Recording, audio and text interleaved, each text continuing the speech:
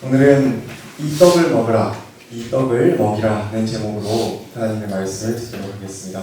이 시간 성령께서 우리 마음에 함께 하셔서 전하는 자의 입술이 부족하더라도 여러분들의 마음속에 큰 울림이 있는 시간이 되었으면 좋겠습니다. 오늘 본문 말씀은 마가복음 6장 33절부터 43절에 등장하는 오병이어의 이야기입니다. 사복음서의 저자들 마태, 마가, 누가, 요한 이렇게 4명은 각각 책을 저술할 때 서로 비는 곳들을 보완하고 자신이 보았을 때 더 중요하다고 생각하는 이야기들을 더 디테일하게 쓰면서 글을 썼습니다. 그래서 어떤 책에는 있는 이야기가 다른 책에는 없고, 이 책에서는 간단하게 저술한 내용이 다른 책에선 더욱더 깊고 풍부하게 저술되어 있는 경우들이 있습니다. 그런데 이 오병이어에 관련된 이야기는 사복음서에 모두 등장하는 유일한 이적입니다. 그렇다면 이 말씀은 책을 기록했던 그리고 그 자리에 있었던 모든 사람들에게 굉장히 큰 충격이자 예수님께서 우리에게 꼭 주시고 싶으신 말씀이 들어있다는 뜻이겠죠. 오늘은 총 5개의 장면으로 구성된 이 아름다운 이야기를 한 장씩 넘겨가면서 살펴보도록 하겠습니다. 그럼 먼저 이야기의 첫 번째 장을 넘겨보도록 하겠습니다. 마가복음 6장 34절부터 시작하겠습니다.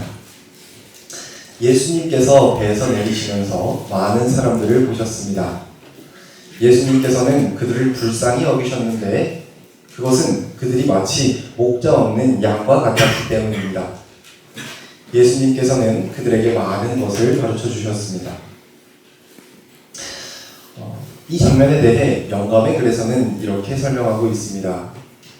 산기슭에서 그분께서는 움직이는 무리를 보셨다. 그때 그분의 마음에는 불쌍한 생각이 들었다. 방해를 받아 휴식을 빼앗겼지만 성급하게 행동하지 않으셨다. 사람들이 계속해서 몰려오는 것을 주목하셨을 때에 그분께서는 당신의 돌보심이 더욱 크게 필요하다는 것을 아셨다. 예수께서는 그 목자 없는 양 같음을 인하여 불쌍히 여기셨다. 이 두 말씀을 취합해보면 지금 현재 예수께서는 원래 말씀을 하러 나오신 시간이 아니었고 쉬러 이곳에 오셨는데 사람들이 예수님을 찾아서 여기까지 온 것입니다. 끝도 없이 사람들이 계속 몰려오자 예수님께서는 그들을 불쌍히 여기시고 이들에게 꼭 들어야 하는, 꼭 필요로 하는 말씀들을 전달해 주어야겠다라고 생각하신 것입니다. 그분께서는 휴식을 방해받으셨지만 성급하지 않으셨고 최선을 다해 그들을 돕기를 원하십니다. 저도 학생들이 늦은 밤이나 새벽에 문을 두드리면 짜증이 먼저 나곤 하는데 여러분들의 필요와 도움을 최선을 다해서 하도록 하겠습니다. 본문의 말씀과 영감의 글을 보면 이 오병이어의 기적이 일어나기 위한 전제 조건이 첫 번째 장에는 등장합니다. 오병이어의 기적이 일어날 수 있었던 첫 번째 이유는 예수께서 이들을 불쌍히 여기셨기 때문입니다.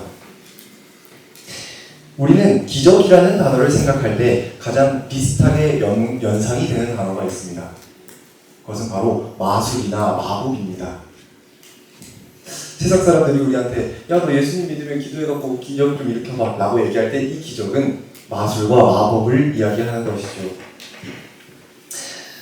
우리는 마술과 기적을 동일시하려는 경향이 있습니다. 마치 애굽의 마법사들이 모세를 통해 하나님이 일으키셨던 기적을 따라했던 것처럼 말입니다. 기적과 마술, 그것들의 결과는 비슷해 보일 수 있습니다. 어떤 마술사도 떡을 여러 개 이렇게 만들어내는 마술을 보일 수는 있겠죠. 그렇다면 이 둘은 어떤 차이점을 가지고 있을까요? 오병이어는 단순히 예수님께서 신이시라는 것을 증명하기 위한 기적이 아니었습니다. 우리는 간혹 신앙이 좋은 사람들을 보며 저 사람은 기도에 능력이 있어, 저 사람은 기도빨이 있어 라고 이야기를 합니다. 그렇게 칭찬을 합니다. 그러나 기도는 능력이 있기 위해서 존재하는 것인가요? 예수님은 우리에게 신앙을 가르쳐 주실 때 너희들 나를 따르면 나처럼 다 초능력자를 만들어 줄게 라고 하면서 우리를 따라오라고 하셨을까요? 아닙니다. 모든 기적은 사랑의 결과입니다. 예수님의 모든 기적은 바로 이 불쌍히 여기는 마음에서 시작합니다. 이것을 한국은 측은지심이라고 말합니다. 다른 사람의 불행을 가엾고 불쌍히 여기는 마음. 예수님의 기적은 능력의 과시를 위함이 아니었습니다. 그러나 세상의 마법과 마술은 능력의 과시를 위함이고 본인의 명성을 위함이지요. 나를 생각하는 마음에서가 아니라 남을 생각하는 마음이 놀라운 결과들을 낳는 것입니다. 불쌍히 여기는 마음 자체에는 능력이 없어 보일지 모르지만 그 마음이 없다면 모든 능력은 시작될 수가 없는 것입니다. 사랑이 없는 곳에서는 아무 일도 일어나지 않습니다. 불쌍히 여기는 마음이 있어야 소경이 눈을 뜨고 절름발이가 걷게 되며 문둥병자가 고침을 받고 내가 나음을 받고 복음이 전파가 되고 이 모든 일들이 사랑에서부터 불쌍히 여기는 마음이 있어야 시작할 수 있는 것입니다. 그래서 성경에서 가장 유명한 말씀에서는 이렇게 말하지 않습니까? 하나님이 세상을 이처럼 사랑하사 독생자를 주셨으니. 하나님께서 우리를 사랑하시지 않으셨다면 우리는 이 세상에 시작할 수조차 없었다라는 것을 꼭 기억하시기 바랍니다. 이야기의 첫 번째 장은 사랑으로 시작하여 이제 두 번째 장인 순종으로 넘어갑니다. 35절입니다. 이미 날이 저물었습니다. 제자들이 예수님께 와서 말했습니다. 이곳은 빈들이고 시간도 너무 늦었습니다. 그러니 사람들을 보내어 근처에 있는 농가나 마을에 가서 먹을 것을 사 먹게 하는 것이 좋겠습니다. 바로 뒤이어 영광의 말씀도 보겠습니다. 그들에게 있어 그날은 지상 천국과 같이 생각되었으므로 그들이 먹은 지 얼마나 오래되었는지도 까맣게 잊고 있었다. 드디어 날이 저물었다. 해는 서쪽으로 넘어가고 있었지만 사람들은 여전히 서성거렸다. 예수께서는 잡수거나 쉬지도 못하고 종일토록 수고하셨다. 그분은 피곤과 시장기 때문에 창백하셨고 제자들은 수고를 그치고 쉬시라고 간청하였다. 그러나 그분께서는 당신께 몰려오는 군중에게서 물러나실 수가 없었다. 예수님의 사랑으로 시작된 시간은 끝을 모르고 며칠 동안 지속되었습니다. 그리고 지난번에 한번 설교한 적이 있는데 마치 마리아가 예수님이 오자 대접하기를 까먹고 그분 앞에 들어서 말씀을 들었던 것처럼 여기 있는 모든 사람들이 다 비슷한 경험을 하고 있었던 것입니다.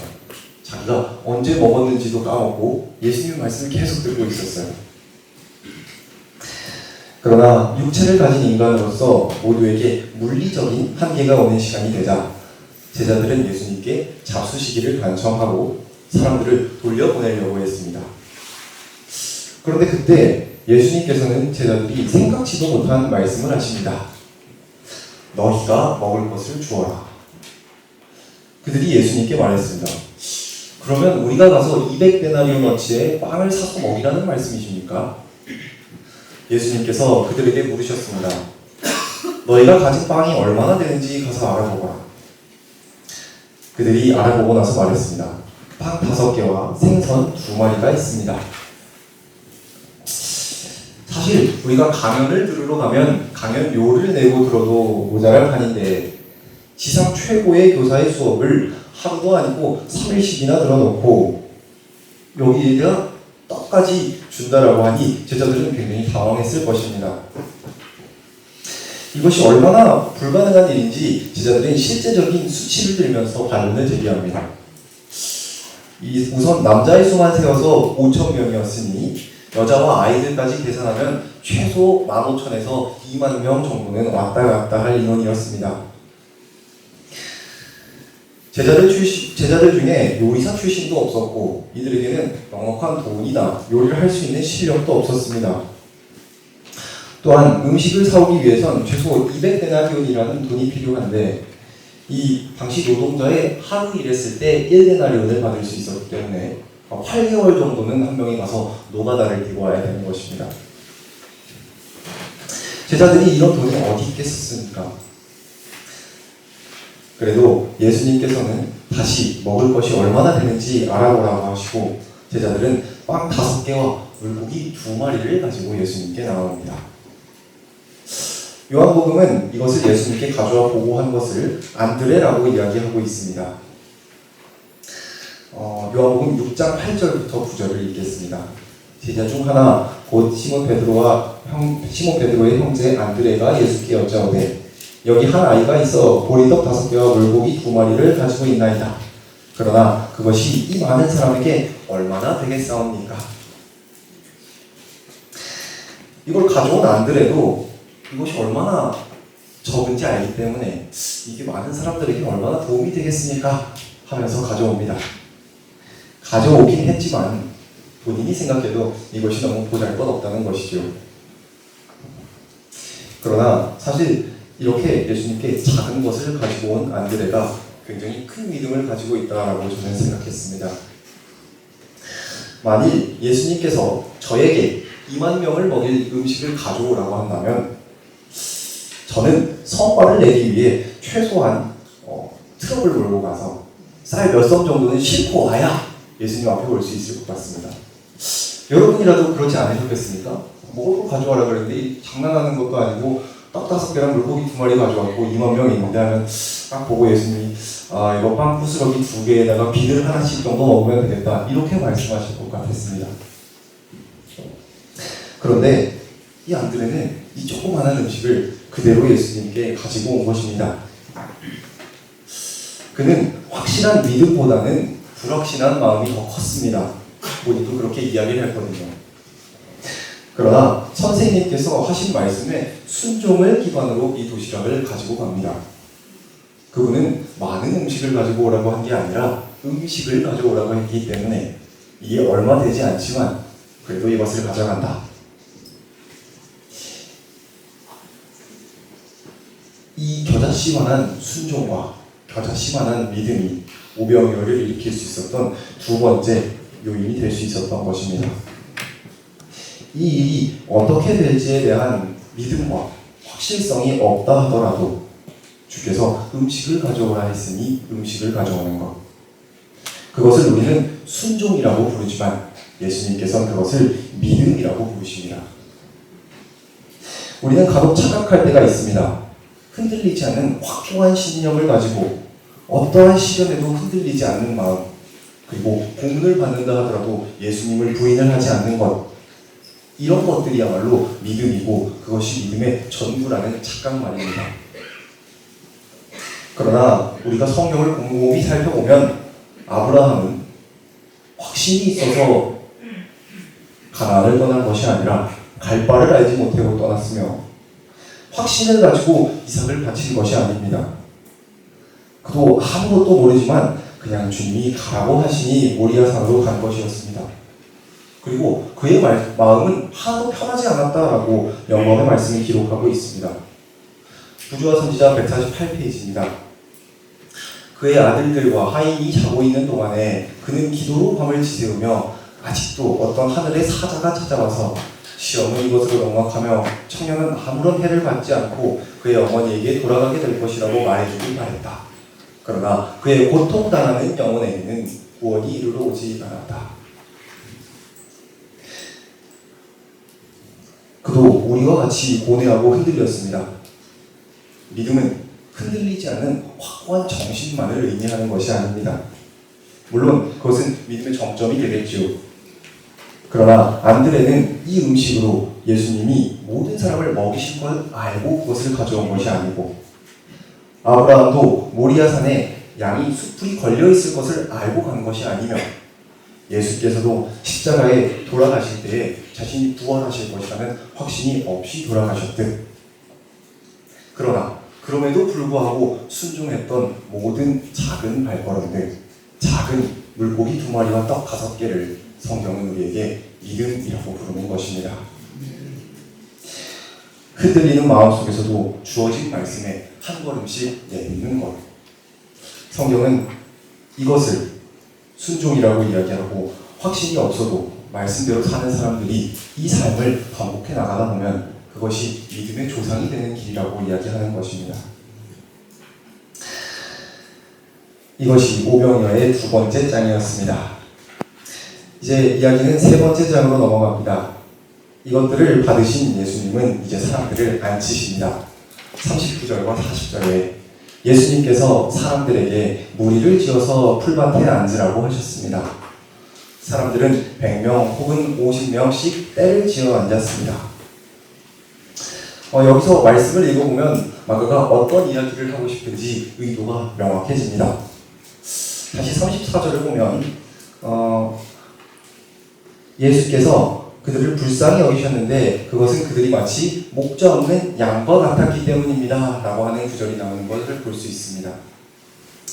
그러니 양과 같은 사람들이 때를 지어 들판에 앉아있는 모습이 연상되는 것입니다. 마치 시편 23편에 여호와는 나의 목자시니 내게 부족함이 없으리로다. 그가 나를 푸른 풀밭에 누이시며 쉴만한 물가로 인도하시는다 라고 하는 이 말씀이 우리는 자연스럽게 연상이 됩니다. 그러니 예수님께서는 지금 목자가 되셨다라는 것을 의미하는 것이죠. 양을 돌보는 목자가 양떼를 푸른 풀밭에 때를 지어 앉혔습니다. 그리고 이제는 쉴만한 물가로 양들을 인도해야 할 차례입니다. 그리고 그 물가는 본인 스스로가 되실 예정입니다. 이와 비슷한 장면은 구약에 한 번 더 등장합니다. 모세가 하나님의 명을 받들어 이스라엘 사람들을 광야에 텐트 치고 대열을 맞춰서 행진했듯 예수님께서는 이들을 대열을 맞춰 앉히십니다. 그리고 그들이 광야에서 만나를 먹었듯 목자의 양들도 이제 밥을 먹게 되는 것입니다. 하늘에서 내려온 생명의 떡을 말입니다. 그런데 이 양의 무리가 생명의 떡을 먹기 위해서는 한 가지 과정이 더 필요합니다. 오병이어가 일어날 수 있었던 세 번째 이유입니다. 예수께서 떡 5개와 물고기 2마리를 가지사 하늘을 우러러 축사하시고 떡을 떼어 제자들에게 주어 사람들에게 나누어 주게 하시고, 예수님이 하신 행동들을 정리해보면 물고기를 가지고 축사하시고 떼어서 돌려주십니다. 그런데 이는 여기서만 나오는 행동이 아닙니다. 성경에 나오는 예수님이 나오는 웬만한 식사 장면에는 다 이런 방식으로 예수님께서 식사를 하십니다.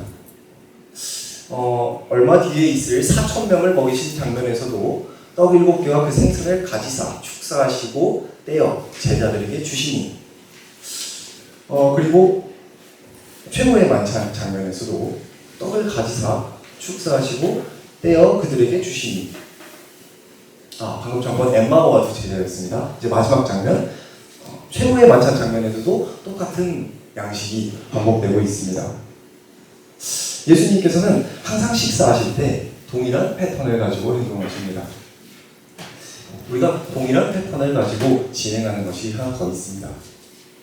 바로 예배드릴 때입니다.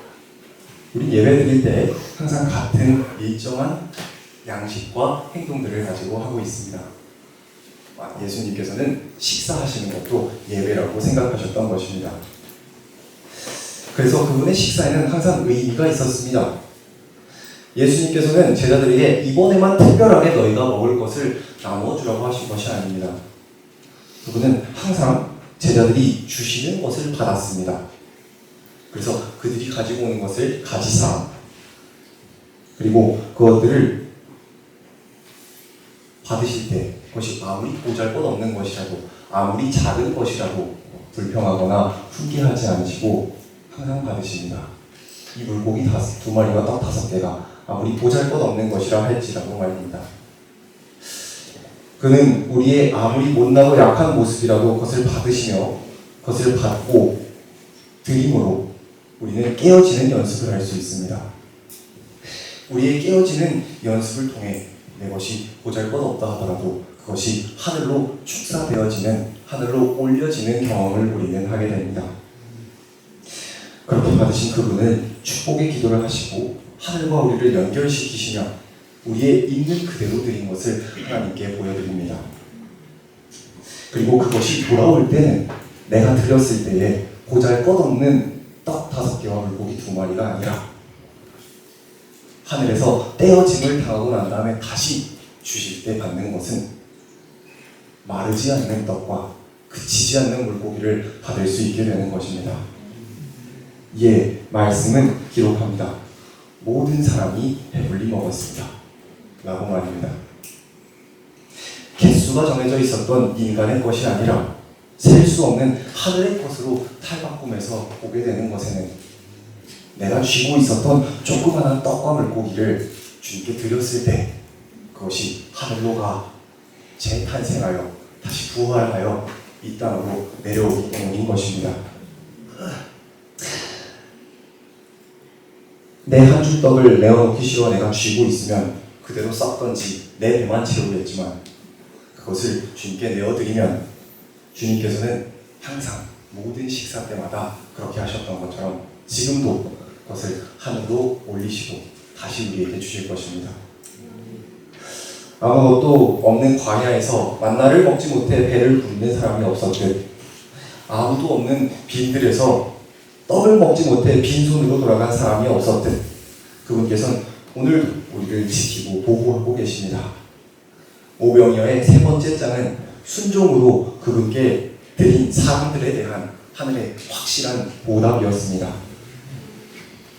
이제 4번째 장으로 넘어갑니다. 제자들은 12강줄기에 남은 빵 조각과 물고기를 거두어 드렸습니다. 예수님께서는 왜 남은 것을 모으라고 하셨을까요? 남은 조각을 거두고 버리는 것이 없게 하라고 말씀하셨다. 이 말씀에는 떡을 바구니 속에 넣으라는 것 이상의 깊은 뜻이 있다. 이중의 교훈이 있었다. 아무것도 낭비해서는 안 된다. 세상에 배고픈 자를 필요를 구제할 수 있는 것은 무엇이나 다 거두어 드리도록 하라. 부스러기가 든 바구니를 모았을 때 사람들은 집에 있는 친구들을 생각하였다. 그들은 그리스도께서 축복하신 떡을 친구들과 같이 먹기를 원하였다. 바구니에 든 떡 부스러기는 열렬한 군중에게서 분배되어 주위의 모든 지방에 퍼져나갔다. 이와 같이 잔치에 참여한 자들은 또한 하늘에서 내려온 떡을 남에게 주어서 심령의 굶주림을 채워주어야 할 것이었다. 예수께서는 이 세상의 사람들을 구원하기 위해서 그들을 돕기 위해서는 빵 한 조각도 낭비하지 않으셨습니다. 그것은 우리가 첫 장에서 보았듯 온전한 사랑이었으며 양들을 사랑하던 목자이셨던 것입니다. 또한 이 빵은 단순히 거기서만 끝나는 것이 아니라 전국으로 퍼지게 됩니다. 그래서 오늘 있었던 일을 말하게 되는 증거가 되는 것입니다. 이 놀라운 일을 봤는데 이 빵을 증거로 가져가서 사람들에게 자랑하지 않을 사람이 있었겠습니까? 그래서 예수님을 만난 사람의 가장 확실한 증거 중에 하나가 전도하지 않을 수 없다는 것입니다. 내가 오늘 겪은 것을, 내가 오늘 먹을 빵을 자랑하지 않고서는 버틸 수가 없는 것이지요. 그렇게 들판에서 약으로서 빵을 먹었던 사람은 그에게 빵을 주셨던 예수님처럼 남에게 예수님의 빵을 주는 목자의 역할을 하게 되는 것입니다. 그도 그렇게 목자가 되고 그 빵을 먹은 사람들은 또다시 그리스도의 말씀을 먹고 그렇게 하나의 작은 바구니에 있었던 물고기 2마리와 떡 5개는 12광주리가 되고 100광주리가 되고 1000광주리가 되고 그렇게 하나님의 나라는 폭발적으로 성장하게 되는 것입니다. 그렇게 모든 신자는 양이었지만 목자의 과정을 밟아가야만 하는 것입니다. 이제 이야기의 마지막 장입니다. 오병이어의 본문의 말씀은 사실 여기서 끝납니다. 그러나 이야기는 여기서 끝나지 않고 한참 뒤에 가서 끝나게 됩니다. 시간이 지난 뒤 예수님께서 십자가에 달리신 뒤에 부활하셨을 때에 마지막으로 제자들과 식사하시는 장면이 요한복음 21장에 기록되어 있습니다. 예수님께서 돌아가시자 실망하고 낙심하여 다시 고향으로 내려간 제자들은 원래 하던 어부가 되었습니다. 그렇게 물고기를 밤새 낚고 다음날 아침에 해변을 보니 예수님이 서 계셨고 예수님을 반가워하지만 동시에 죄송한 마음을 같이 가지고 있던 제자들은 그분과 함께 조금은 어색한 아침 식사를 하게 됩니다.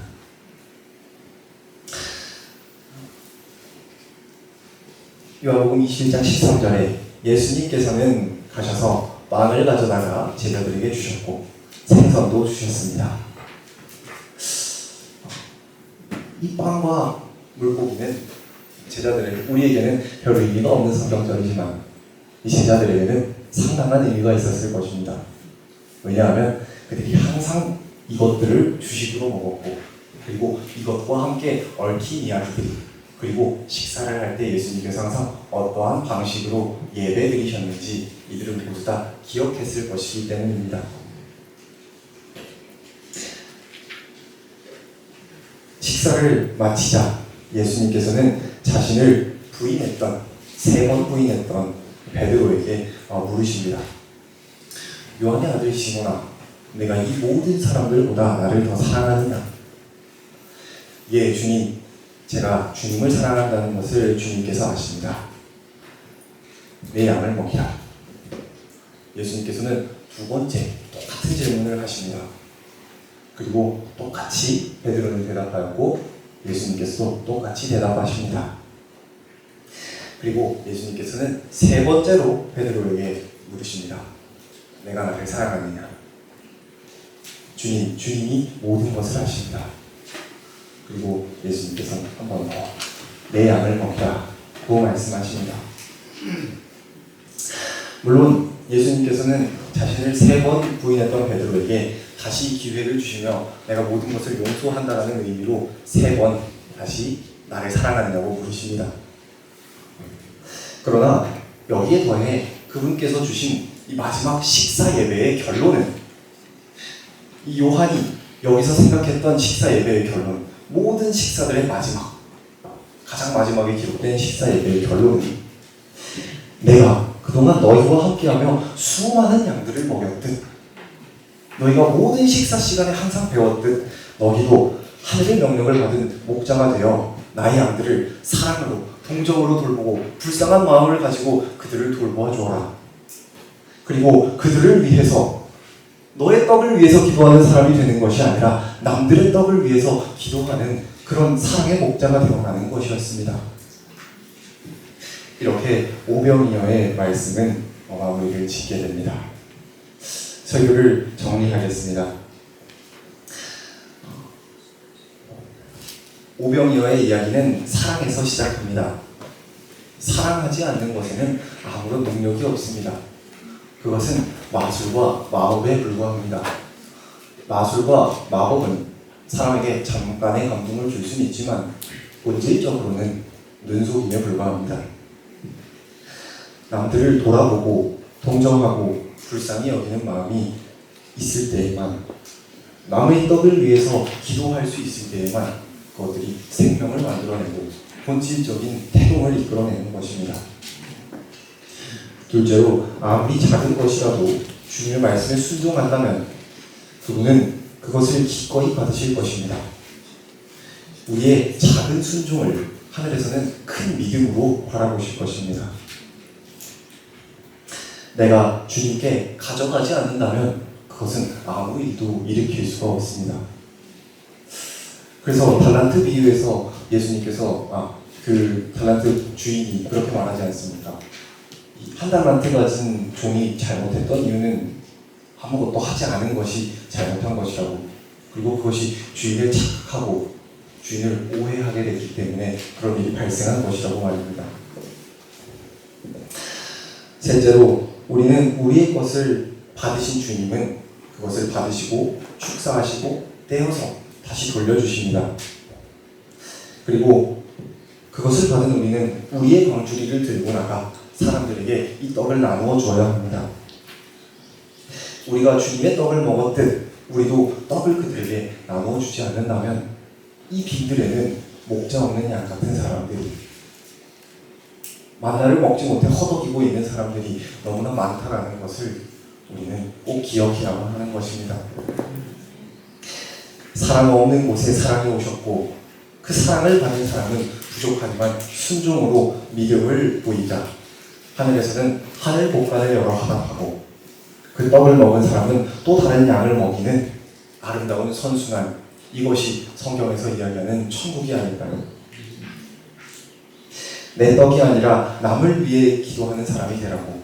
그리고 그곳에 나가 가지고 있던 고작 2어마리 물고기와 떡을 가지고 그런 것 가지고 싸우지 말고 내가 있는 곳에서 영원한 황금 어장과 영원한 하늘 곳간을 열줄 터이니 와서 마음껏 먹고 즐기라고. 너희만 즐기지 말고 모든 사람들을 초청해서 함께 마음껏 나눠주라고. 어디 한번 내가 이걸 언제까지 너희들 배부를 때까지 못 먹이나 한번 시험해보라고 예수님께서는 오늘도 말씀하고 계십니다. 이 사랑이 멈추지 않는 한 이 기적은 멈추지 않는다고 말입니다. 오늘 이 안식일 우리에게 또 생명을 주시고 떡을 주시는 예수님께서 우리를 그분의 제자가 되라고 부르십니다. 우리의 남은 하루가 우리에게 어떤 하루가 되어야 할까요? 우리의 남아있는 삶의 모든 식사들은 어떠한 생각을 가지고 어떠한 사명을 가지고 먹어야 할까요? 그분은 우리를 통해 어떤 하나님의 나라를 준비하고 계실까요? 말씀을 마치겠습니다.